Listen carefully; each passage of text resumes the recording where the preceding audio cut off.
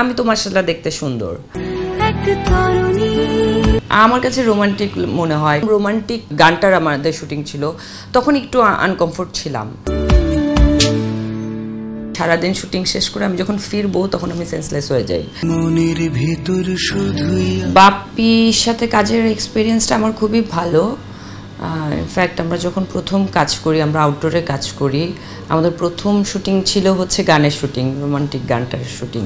তো বেশ ভালো আমাকে, মানে আমি তো একটু ফার্স্টে আনকমফোর্ট ছিলাম, তো ওই জায়গাটা থেকে ও আমাকে বেশ ভালোই করেছে। যে আমরা 2 বছর একসাথে কাজ করেছি, তো বেশি কথা বলা বা ডিরেকশন দেওয়া এরকম আমি দেখিনি বাপ্পির মধ্যে। আর প্রত্যেকটা আর্টিস্টই চাইবে যে তার বেস্টটা দেয়া।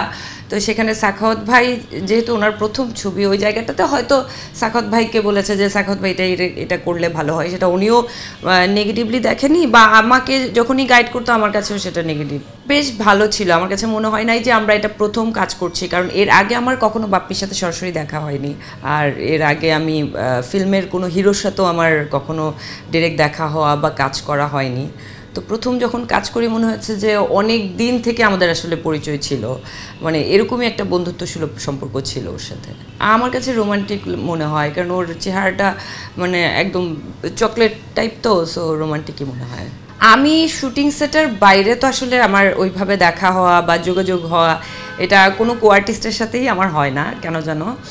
কারণ আমি যখন একটা কাজ করি, ওই কাজটার পর আসলে আমার সবার সাথেই যোগাযোগ বিচ্ছিন্ন হয়ে যায়। আমি বাসায় ঢোকার পরই আমি অন্যরকম হয়ে যাই।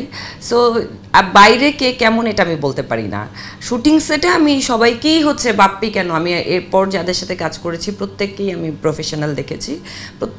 প্রত্যেকের কাজটা নিয়ে সিরিয়াস ছিল এটা মনে হয়েছে। সো আমি কারো ব্যক্তিগত বিষয় নিয়ে আমি জানি না। আমি যখন যে সেটে থাকি ওই সেটটা পুরোটাই মজার থাকে, কারণ আমি অনেক কথা বলি, অনেক হাসি, আর হাসা ছাড়া তো আমি কথাই বলতে পারি না। সো প্রত্যেকটা সময়ই মজার, স্পেশাল মজার।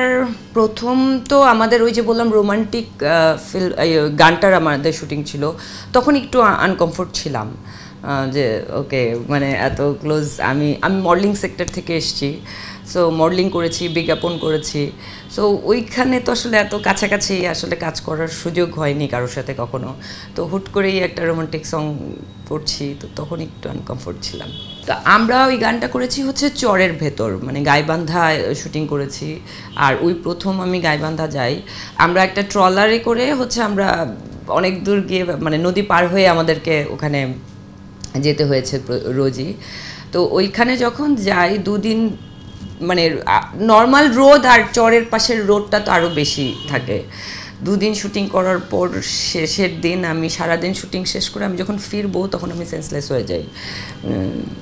মানে এত ছিল আর কি। আমি খুব ভালো রান্না করতে পারি, প্রতিদিন রান্না করতাম আর মজার মজার খাবার খেতাম। আমি হুট করে আমার ওয়েট বেড়ে যায়। তারপর বেড়ে যাওয়ার পর তো আসলে আমার কাছে নিজের কাছেই অস্বস্তিকর লাগছে যে কোথায় আসমানিতে কী ছিলাম আমি, দায়মুক্তিতে এসে কি। আবার যখন ফিল্মটা রিলিজ হলো, প্রায় আমাদের 4 বছর পর ফিল্মটা রিলিজ হলো, 3-4 বছর পর। তো রিলিজের সময় আসলে আমাকে কেউ চিনতে পারছে না, সবাই আমাকে জিজ্ঞেস করছে আপু আপনি কোথায়। আমি যখন দেখাচ্ছি যে এটাই, আমি মানতে রাজি না আর কি কেউ।